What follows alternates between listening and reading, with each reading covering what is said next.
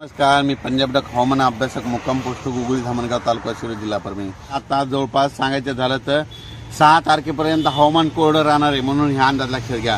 पण राज्यातले सर्व शेतकऱ्याला सांगू इच्छितो, हा तातडीचा मेसेज म्हणतो, राज्यामध्ये 7 मे पासून ते 11 मे दरम्यान वादळी वाऱ्यासह विजेसह काही ठिकाणी गारपिटीसह पाऊस येणार आहे, अवकाळी पाऊस पडणार आहे, रानातून पाणी बाहेर निघणार असा पाऊस येणार आहे म्हणून हा अंदाज लक्षात येतो।